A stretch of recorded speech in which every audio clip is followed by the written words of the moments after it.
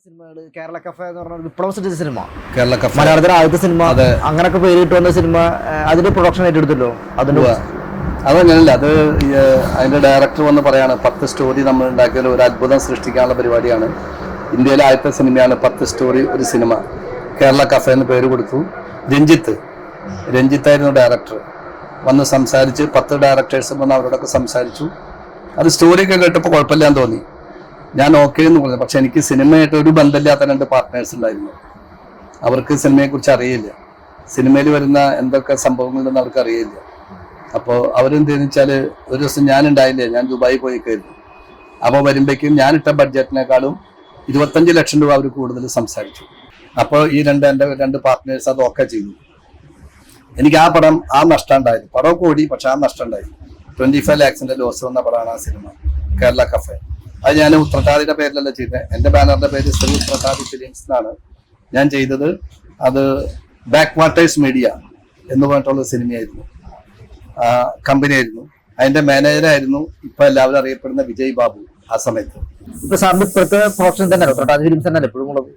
എന്റെ company ഉത്രട്ടാദി films തന്നെ എപ്പോഴും നിലവിലുള്ള. അതെ. സ്റ്റുഡിയോ എന്നൊരു കമ്പനി ഇപ്പൊ സാറ് നമ്മുടെ അസോസിയേഷൻ പ്രൊഡ്യൂസർ അസോസിയേഷന്റെ എന്താണ് ഭാരവാഹിത്വം? അല്ലല്ല, ഞാൻ ജനറൽ സെക്രട്ടറി ആയിരുന്നു, ട്രഷററായിരുന്നു, വൈസ് പ്രസിഡന്റ് ആയിരുന്നു, ചാമ്പറിന്റെ വൈസ് പ്രസിഡന്റ് ആയിരുന്നു. ഇപ്പൊ ഞാൻ ഒന്നിനും, എനിക്ക് അപകടം പറ്റിയതിനു ശേഷം ഞാൻ എല്ലാത്തിനും വിട്ടു നിൽക്കുകയാണ്. വീണ്ടും ഒരു സിനിമയോടുകൂടി നമ്മൾ തുടങ്ങാനുള്ള ഒരു പ്ലാനിൽ ഇരിക്കുകയാണ്. ഇതിനൊക്കെ നമ്മൾ വാർ ആൻഡ് ലവ് എന്ന് പറഞ്ഞ ദിലീപിനെ വെച്ചിട്ട് ഒരു സിനിമ, എന്റെ ആദ്യത്തെ സിനിമയാണ്. അതിലൊരു 2-3 സംഭവങ്ങളുണ്ട് പറയാൻ. എന്നുവെച്ചാൽ എന്റെ വളരെ അടുത്തൊരു സുഹൃത്തായിരുന്നു തൃപ്പൂണിത്തരയുള്ള ഒരു ശ്രീകാന്ത്. അദ്ദേഹം ആ കാർഗിൽ വാർ സമയത്ത് വെടികൊണ്ട് മരിച്ചു പാകിസ്ഥാനില്. അപ്പൊ ഞാൻ അദ്ദേഹത്തിന്റെ വീട്ടിലേക്ക് പോയി. അദ്ദേഹത്തിന്റെ വീട്ടിൽ ചെന്നപ്പോൾ എനിക്ക് ഭയങ്കര സങ്കടം തോന്നി. അതായത് ഒന്നും അറിയാത്ത, എന്താണ് എട്ടും പൊട്ടും തിരിയാത്ത പിഞ്ചു കുട്ടികള്, അതുപോലെ അദ്ദേഹത്തിന്റെ ഭാര്യ, അവരൊക്കെ അങ്ങ് വാവിട്ട് നിലവിളിക്കുക ഫോർ നേഷൻ. അത് രണ്ടാമത്തെ ഒരു കാര്യം. ഞാനും നിങ്ങളൊക്കെ ഊണ് കഴിച്ച് സുഖമായിട്ട് AC റൂമിലൊക്കെ ഉറങ്ങുമ്പോൾ അവരെല്ലാം ഭാരതത്തിന്റെ സുരക്ഷയ്ക്ക് വേണ്ടി, അല്ലെങ്കിൽ നമ്മുടെ സുരക്ഷയ്ക്ക് വേണ്ടി നമ്മുടെ അതിർത്തിയിൽ നിന്ന് നമ്മുടെ നാടിനെ കാക്കുന്ന ജവാന്മാരാണ്. അവർ മരിച്ചു കഴിഞ്ഞാൽ നമ്മൾ പറയും വീരമൃത്യു എന്ന് പറയും. അത് സത്യമാണ് താനും. പക്ഷെ അവരെ വീട്ടുകാർക്ക് അവർ പോയി എന്നുള്ളൊരു സത്യം കൂടിയുണ്ട്. അവരിനി എങ്ങനെ ജീവിക്കും? ഇത് എന്നെ കുറിച്ച് വളരെ വിഷമമുണ്ടാക്കിയ ഒരു സംഭവമായിരുന്നു. അതിൽ നിന്ന് ഞങ്ങൾ ഉണ്ടാക്കിയ സിനിമയായിരുന്നു വാർ ആൻഡ് ലവ് എന്നുള്ള സിനിമ, കാർഗിൽ വാർ.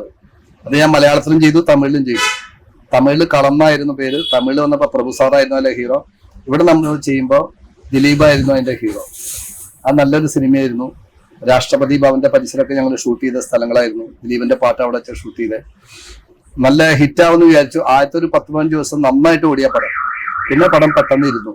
അതും എനിക്ക്, പക്ഷെ അതിനകത്ത് എനിക്കൊരു ചില സാമ്പത്തിക ബുദ്ധിമുട്ടൊക്കെ ഉണ്ടായെങ്കിലും എനിക്കുള്ള സന്തോഷം എന്ന് വെച്ചാൽ മലയാളത്തിലെ മമ്മൂട്ടി, മോഹൻലാൽ ഒഴികെയുള്ള എല്ലാ നടന്മാരെ കൊണ്ടും ഭാരത് മാതയ്ക്ക് ജയ് എന്ന് വിളിപ്പിക്കാൻ എനിക്ക് സാധിച്ചു. ആണ് എനിക്കായിട്ട് സന്തോഷമുള്ളൊരു കാര്യം. ഒരു തികച്ചും ദേശീയമായ ഒരു കാഴ്ചപ്പാടുള്ള ഒരു സിനിമയായിരുന്നു അത്.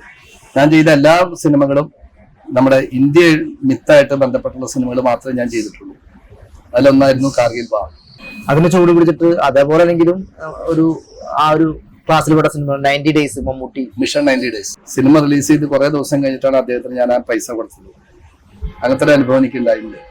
ഞാന് കൊടുത്ത പൈസ തിരിച്ച് അധികമാണെന്നുകൊണ്ട് തിരിച്ചു തന്ന ആളാണ് നടൻ ദിലീപ്. War and love. അതേ സമയത്ത് കലാപവും മണിയടക്കന്റെ സിനിമയിൽ അഭിനയിച്ചിട്ട് മണി മരിച്ചതിന് ശേഷമാണ് ഞാൻ അദ്ദേഹത്തിന് കൊടുക്കാനുള്ള ലാസ്റ്റത്തെ 50,000 അവരുടെ വീട്ടിൽ കൊണ്ടുകൊടുത്തത്. അങ്ങനത്തെ അനുഭവങ്ങൾ എനിക്കുണ്ട്. പിന്നെ എനിക്ക് ഏറ്റവും ഒരു ഇതെന്താ വെച്ചാല്, പണ്ട് വാർ ആൻഡ് ലവിന്റെ ഷൂട്ടിംഗ് നടക്കുമ്പോൾ ചെന്നൈ ചെങ്കൽപ്പെട്ട് ഒരു ഫൈറ്റ് സീൻ ഷൂട്ട് കഴിഞ്ഞിട്ട് രാത്രി 2 മണിക്ക് എന്റെ വണ്ടി, അന്ന് എന്റെ ലാൻസർ കാറാണ്, ഞാൻ അത് ഓടിച്ചിട്ട് വരികയാണ് ചെന്നൈക്ക്. അപ്പൊ പ്രഭു സാറും വന്ന് കയറി എന്റെ വണ്ടിയിൽ. അപ്പൊ നടൻ പ്രഭു, അദ്ദേഹം ഫൈറ്റ് കഴിഞ്ഞ് വന്നുകൊണ്ട് ഞാൻ അദ്ദേഹത്തോട് പറഞ്ഞു, സാർ നിങ്ങൾക്ക് ടയേർഡ് ഉണ്ടാവും, നിങ്ങൾ ബാക്കിൽ കിടന്ന് പറയുമ്പോൾ ഞാൻ ഡ്രൈവ് ചെയ്തോളാന്ന് പറഞ്ഞു. ഏകദേശം 60-63 കിലോമീറ്റർ വരണം ചെന്നൈ സിറ്റിയിൽ നിന്ന്, ചെങ്കൽപ്പേട്ടിൽ നിന്ന്. അപ്പോൾ അദ്ദേഹം നേരെ വന്ന് മുമ്പിൽ കയറിയിരുന്നു. എന്നിട്ട് പറഞ്ഞൊരു വാചകമുണ്ട്, ശശി സാർ നിങ്ങൾ നമ്മ പ്രൊഡ്യൂസർ നമുക്ക് കടവോൾ മാതിരി നിൽക്കുന്നത്. ആ ഒറ്റ വാക്കാണ് ഇന്ന് ഞാൻ സിനിമയിൽ നിൽക്കുന്നത്. അല്ലെങ്കിൽ ഞാൻ സിനിമ പ്രൊഡ്യൂസ് ചെയ്യില്ല. ലൈഫ് ആൻഡ് ഡാം എന്നുള്ള പടം അതെനിക്ക് പൈസ സാമ്പത്തികമായിട്ട് എനിക്ക് വിജയം ഉണ്ടാക്കിയ ഒരു സിനിമയായിരുന്നു. അതില് സൈജു കുറുപ്പ്, അത് സൂര്യ ടിവിക്ക് വേണ്ടി ഞാൻ ഈ പടം നിർമ്മിച്ച് ഞാൻ സൂര്യ ടിവിക്ക് ലോ ബഡ്ജറ്റ് ആയിരുന്നു. അത് നല്ല ലോ ബഡ്ജറ്റ് ആയിരുന്നു. എനിക്ക് അത് ഞാൻ പ്രതീക്ഷിച്ച പോലെ തന്നെ വിജയിക്കുകയും ചെയ്തു. ഇറക്കിയ മുതൽ നമുക്ക് കിട്ടിയില്ല. ഇറക്കിയ മുതൽ നമുക്ക് കിട്ടി. ഇറക്കിയ മുതൽ ലാഭവും നമുക്ക് കിട്ടി. ഇറങ്ങാനുള്ള ഒരു പടം കൂടി ഉണ്ട്, പോയിന്റ് ബ്ലാങ്ക് എന്നുള്ള സിനിമ. അതാരാ ഡയറക്ടർ? അതിന്റെ രാജേഷ് അമനകര. അത് മുമ്പ് സിനിമ ഡയറക്ട് ചെയ്തിട്ടുണ്ട്. അദ്ദേഹം ഒരു മോഹൻലാലിന്റെ മോനെ വെച്ചൊരു പടം സിനിമ ഡയറക്ട് ചെയ്തിട്ടുണ്ട്. അദ്ദേഹമായിരുന്നു അതിന്റെ ഡയറക്ടർ. അതിന് ഇറങ്ങാൻ പോകണേ ഉള്ളൂ. എനിക്ക് പരിക്ക് പറ്റിയ കാരണം അത് നിർത്തി വെച്ചേക്കാം. അതുകൊണ്ടാണ് ഞങ്ങൾ ഇറക്കും.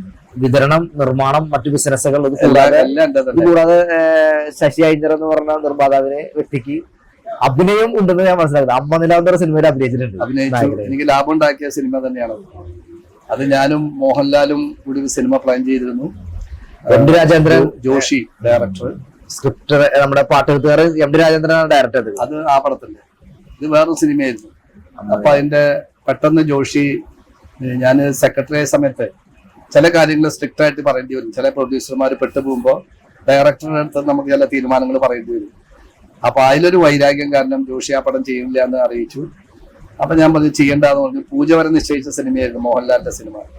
അപ്പൊ ഞാൻ ലാലിനെ വിളിച്ചു പറഞ്ഞു, ലാൽജി നമുക്ക് ആ പടം ചെയ്യണ്ട, അല്ലെങ്കിൽ വേറൊരു ഡയറക്ടർ നമുക്ക് പടം ചെയ്താലോ. അപ്പൊ ലാൽജി പറഞ്ഞു വേണ്ട, ഞാനത് ജോഷിക്ക് കൊടുത്ത ഡേറ്റ് നമ്മൾ എനിക്കാ തന്നത്, ഞാനല്ല ക്യാഷ് ആയിരുന്നു.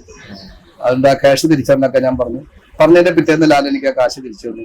അപ്പൊ ആ പറഞ്ഞ ഡേറ്റ് ഞാൻ പൂജ ഡിക്ലെയർ ചെയ്ത ഡേറ്റ് ആയതുകൊണ്ട് എം ഡി രാജേന്ദ്രൻ എന്ന് പറയുന്ന പാട്ടെഴുത്തല് നാഷണൽ അവാർഡ് കിട്ടിയ ആളാണല്ലോ. അപ്പൊ നിൻ തുമ്പ് കിട്ടിയിട്ട വാർമുടി എന്നുള്ള പാട്ടാണ് അദ്ദേഹം എഴുതിയ ആള്.